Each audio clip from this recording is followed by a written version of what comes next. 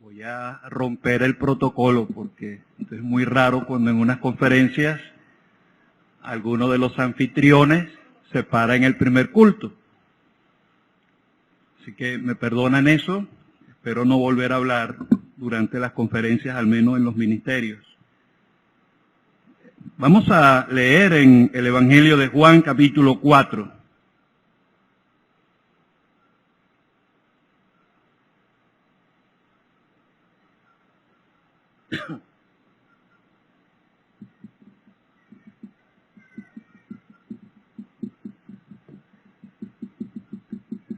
Desde el versículo 19.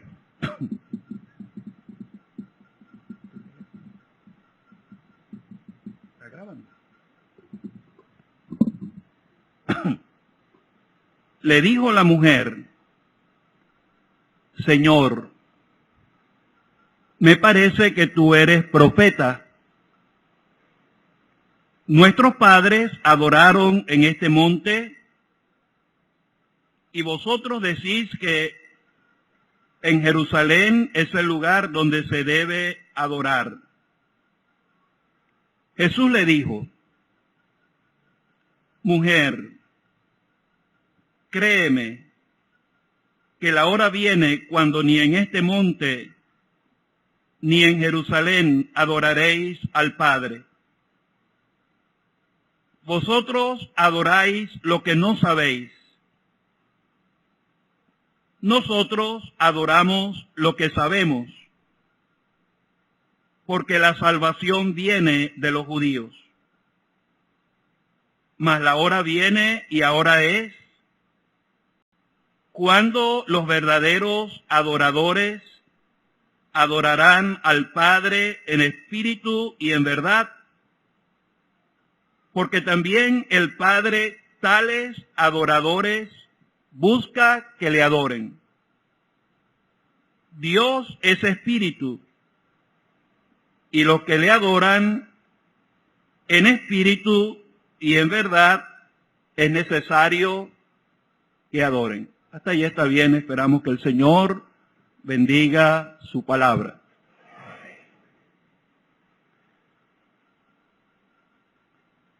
La conversación que tuvo el Señor aquel día con la mujer samaritana está llena de muchas lecciones. Nos ayuda a comprender un poco la importancia del evangelismo personal.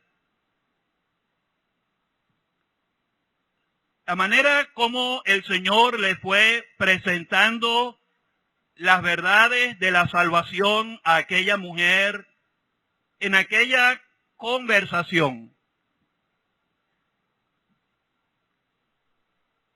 Nos ayuda también esta conversación a entender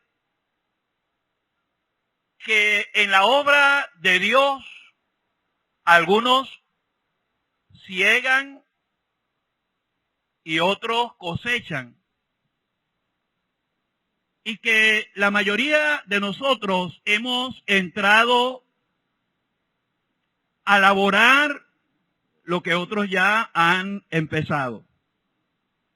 Gracias a Dios por tantos hermanos que nos han precedido en la obra del Señor, y nosotros sencillamente hemos entrado a trabajar en lo que ellos ya han empezado. Entre esas lecciones que encontramos en esta conversación está la de la adoración. Es algo hermoso, hermanos. Algo precioso, tan importante. Y en estos breves versículos, al menos en la versión que tenemos en nuestras manos, esta palabra aparece en forma verbal y sustantiva 11 veces, dándonos a entender el énfasis que el Señor estaba dándole a la adoración. No es fácil definir en pocas palabras lo que la adoración es. Sí encontramos que en la Biblia, en la palabra de Dios, encontramos que el más alto nivel de comunión entre el creyente y su Señor está dado por la adoración.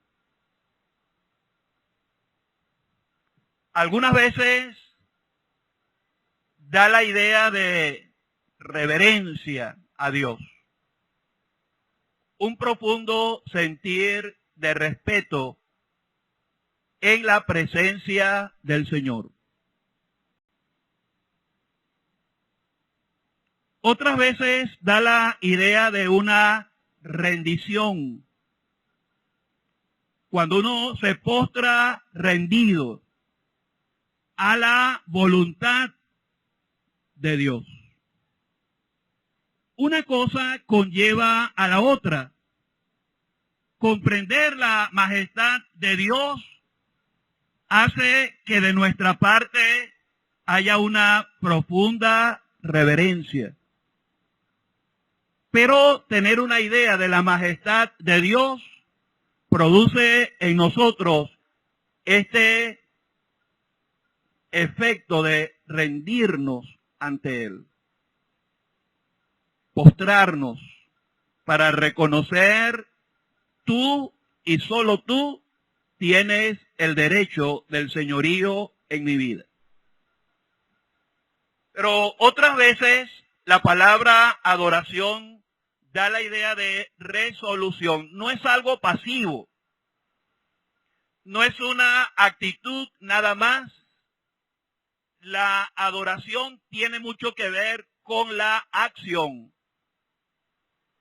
Porque cuando uno tiene idea de la majestad de Dios, no solamente produce en nosotros reverencia y rendición, sino una resolución: de ahora en adelante, mi compromiso es con Dios. Él merece toda la gloria y Él es digno de mi servicio para Él.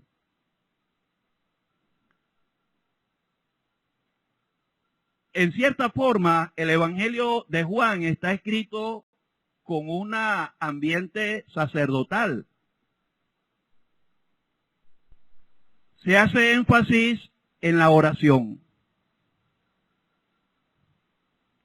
Se hace énfasis en la importancia del Espíritu Santo en nuestro servicio para Dios.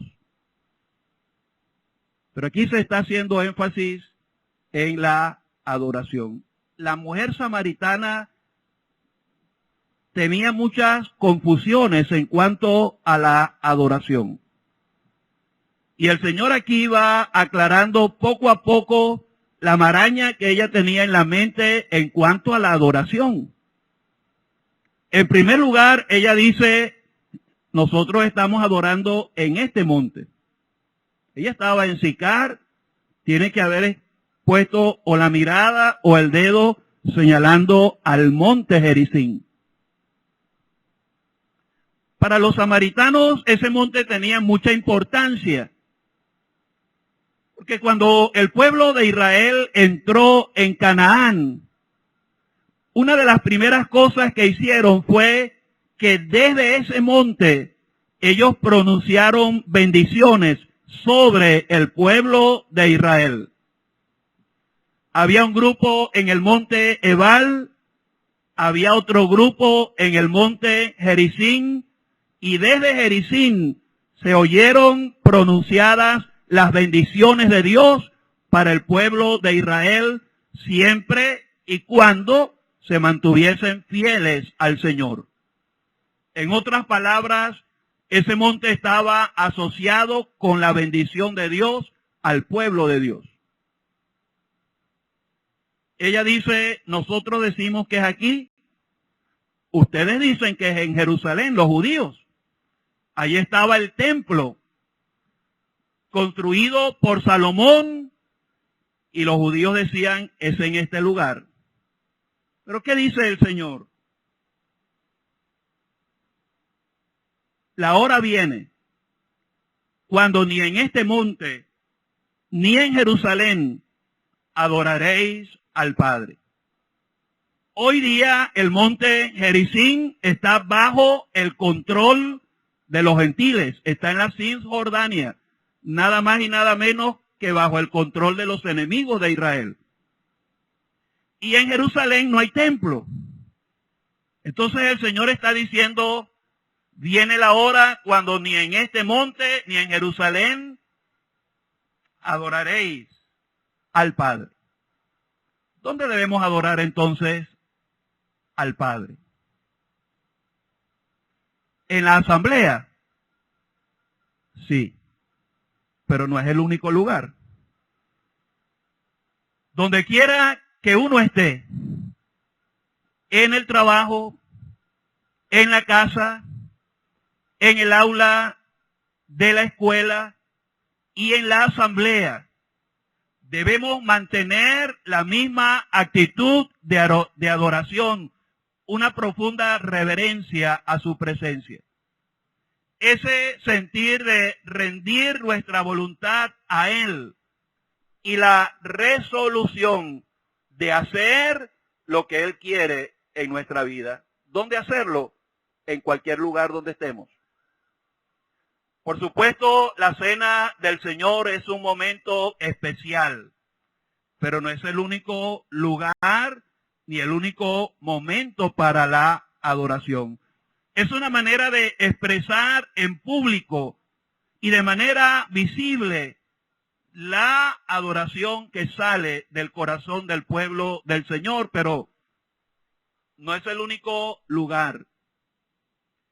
La otra cosa que el Señor está diciendo acá es en cuanto al tiempo, porque más aquí mismo Él dice, viene, créeme que la hora viene. Es decir, iba a haber un cambio con el tiempo en la adoración. Dios le exigía al pueblo de Israel su presencia en Jerusalén. Aquellas fiestas de Jehová eran obligatoriamente para que todo israelita acudiera allí para adorar a Dios. Pero ese tiempo ha pasado. Estamos en una nueva etapa, en una nueva dispensación. Desde el momento cuando el Señor ascendió al cielo y se instituyó la iglesia aquel día de Pentecostés, el tiempo cambió. Y ahora, hermanos, Dios anda buscando adoradores que le adoren en espíritu y en verdad. Somos adoradores. Hemos comprendido que Dios no anda buscando predicadores. El Padre no anda buscando predicadores, ni enseñadores, ni maestros de clases bíblicas. Él anda buscando verdaderos adoradores. Y si Él logra conquistar nuestros corazones con una actitud y una acción real de adoración, entonces nuestras vidas van a enseñar, van a predicar y van a ejercer de manera eficaz cualquier servicio que Él ponga en nuestras manos. La otra cosa es el énfasis que el Señor pone aquí en adorar al Padre. Lo que quiere decir es que una de las condiciones para adorar a Dios es que seamos hijos. Porque si no somos hijos, ¿cómo podemos adorar al Padre? Es un privilegio que solo tenemos aquellos que hemos creído y que hemos recibido a Cristo como nuestro Salvador. A todos los que le recibieron, a los que creen en su nombre, les ha sido dada la potestad de ser hechos hijos de Dios. Y desde el momento cuando creímos en el Señor, hermanos, qué privilegio tenemos en adorar al Padre. Es un acto familiar. ¿Qué gozo tenía uno? Todavía tiene. Lo que pasa es que ya no es la misma. Ya mis hijas no pueden correr y lanzarse en mis brazos. No tengo la fuerza para sostenerlas. Pero qué gozo. Cuando uno llegaba a la casa y allí estaban las muchachas esperándonos con alegría, dándonos un besito, abrazándonos y algunas veces cantándonos, porque yo soy su papá y porque mi esposa es su mamá. En cierta forma, ese es un acto de adoración, es un acto familiar. Reconocer que Dios es nuestro Padre, que Él para salvarme a mí dio a su amado Hijo en precio de nuestro rescate y ahora podemos acercarnos a Él con la libertad de hijos. Es un requisito. Pero el Señor está diciendo la verdadera adoración es en espíritu y en verdad. Es algo que se hace de corazón,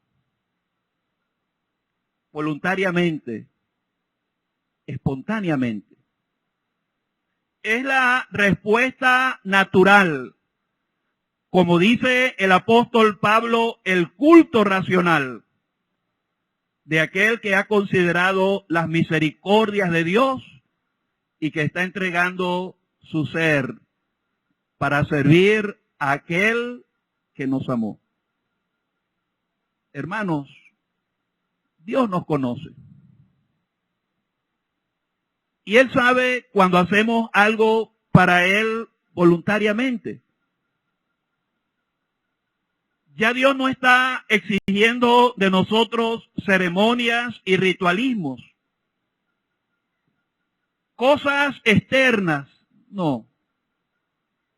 El apóstol Pablo, él en una de sus cartas habla de que en su espíritu él servía a Dios. Es algo sincero, espontáneo, voluntario, por amor a Él. Qué bueno, hermanos.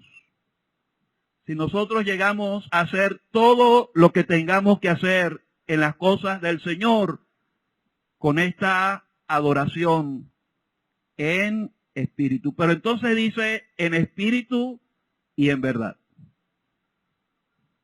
¿Sabe que usted puede hacer algo para Dios voluntariamente? Porque cree que es lo correcto. Pero no basta solamente con hacerlo de manera voluntaria, espontánea y por amor.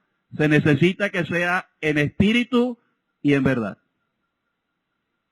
Imagínense, hermanos, que venimos a la cena del Señor con ese deseo de expresarle la gratitud a Dios por haber dado a su amado Hijo. Y quiero hacer memoria de Él. Pero la asamblea decide hacer la cena del Señor un sábado. En espíritu, pero no en verdad. O cambia la manera de celebrar la cena del Señor en espíritu, pero no en verdad.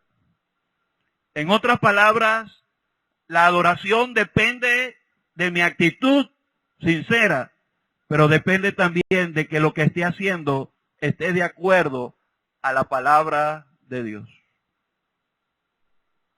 También el Padre, tales adoradores, buscan que le adoren. Dios es espíritu, y los que le adoran en espíritu y en verdad es necesario que adoren. El Señor nos ayude a ser verdaderos adoradores.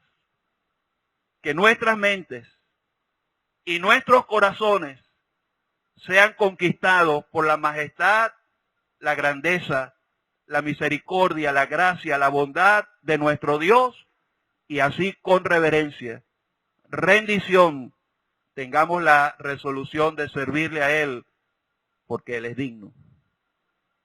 Él es digno de nuestra adoración y no se merece nada menos que nuestra verdadera adoración. Que el Señor bendiga su palabra.